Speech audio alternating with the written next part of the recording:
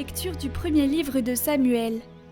En ces jours-là, Saül prit 3000 hommes, choisis dans tout Israël, et partit à la recherche de David et de ses gens, en face du rocher des Bouquetins. Il arriva au parc à moutons qui sont en bordure de la route. Il y a là une grotte, où Saül entra pour se soulager.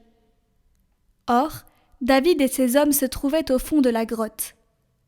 Les hommes de David lui dirent : « Voici le jour dont le Seigneur t'a dit : je livrerai ton ennemi entre tes mains, tu en feras ce que tu voudras. » David vint couper furtivement le pan du manteau de Saül. Alors le cœur lui battit d'avoir coupé le pan du manteau de Saül.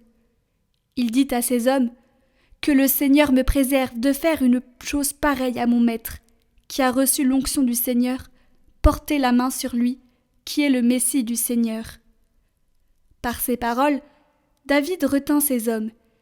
Il leur interdit de se jeter sur Saül. Alors Saül quitta la grotte et continua sa route. David se leva, sortit de la grotte et lui cria : « Mon Seigneur le roi !» Saül regarda derrière lui. David s'inclina jusqu'à terre et se prosterna, puis il cria : « Pourquoi écoutes-tu les gens qui te disent : David te veut du mal ? Aujourd'hui même, tes yeux ont vu comment le Seigneur t'avait livré entre mes mains dans la grotte. Pourtant, j'ai refusé de te tuer. Je t'ai épargné et j'ai dit : je ne porterai pas la main sur mon Seigneur le roi, qui a reçu l'onction du Seigneur. Regarde, Père, regarde donc. Voici dans ma main le pan de ton manteau. Puisque j'ai pu le couper, et que pourtant je ne t'ai pas tué, reconnais qu'il n'y a en moi ni méchanceté, ni révolte. Je n'ai pas commis de faute contre toi, alors que toi, tu traques ma vie pour me l'enlever. C'est le Seigneur qui sera juge entre toi et moi. C'est le Seigneur qui me vengera de toi, mais ma main ne te touchera pas. Comme dit le vieux proverbe, des méchants sort la méchanceté. C'est pourquoi ma main ne te touchera pas. Après qui donc le roi d'Israël s'est-il mis en campagne ? Après qui cours-tu donc ? Après un chien crevé ? Après une puce ?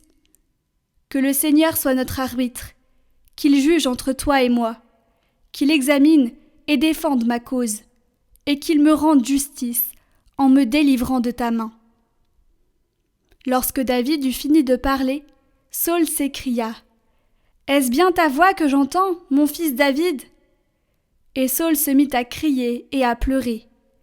Puis il dit à David : « Toi, tu es juste, et plus que moi, car toi tu m'as fait du bien, et moi je t'ai fait du mal.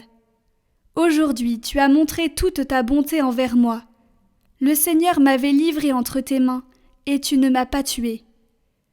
Quand un homme surprend son ennemi, va-t-il le laisser partir tranquillement ? Que le Seigneur te récompense pour le bien que tu m'as fait aujourd'hui. Je sais maintenant que tu régneras certainement, et que la royauté d'Israël tiendra bon en ta main. »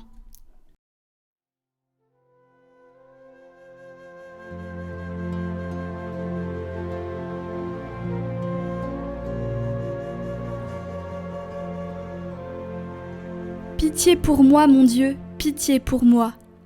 Pitié, mon Dieu, pitié pour moi. En toi je cherche refuge, un refuge à l'ombre de tes ailes, aussi longtemps que dure le malheur. Je crie vers Dieu, le Très-Haut, vers Dieu qui fera tout pour moi. Du ciel, qu'il m'envoie le salut, qu'il envoie son amour et sa vérité. Dieu, lève-toi sur les cieux, que ta gloire domine la terre. Ton amour est plus grand que les cieux, ta vérité plus haute que les nues.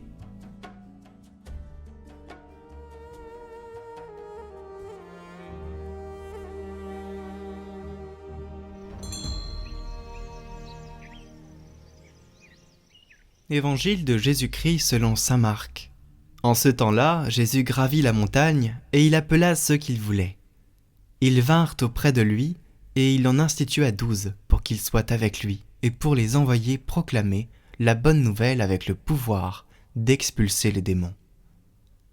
Donc il établit les 12. Pierre, c'est le nom qu'il donna à Simon, Jacques, fils de Zébédée, et Jean, le frère de Jacques. Il leur donna le nom de Boanerges, c'est-à-dire fils du tonnerre.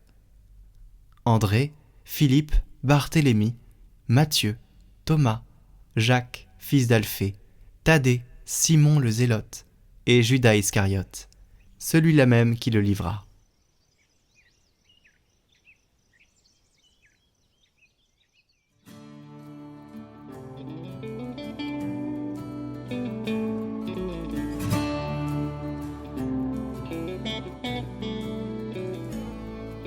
Les 12 manifestent dans les actes des apôtres le style du Seigneur. Ce sont les témoins accrédités de l'œuvre de salut du Christ, et ils ne manifestent pas au monde leur présumée perfection, mais à travers la grâce de l'unité, ils font ressortir un autre qui vit désormais de façon nouvelle au milieu de son peuple. Et qui est celui-ci ? C'est le Seigneur Jésus. Les apôtres choisissent de vivre sous la seigneurie du ressuscité dans l'unité entre les frères, qui devient l'unique atmosphère possible de l'authentique don de soi. Nous aussi, nous avons besoin de redécouvrir la beauté de témoigner du ressuscité, en sortant des attitudes autoréférentielles, en renonçant à retenir les dons de Dieu et en ne cédant pas à la médiocrité.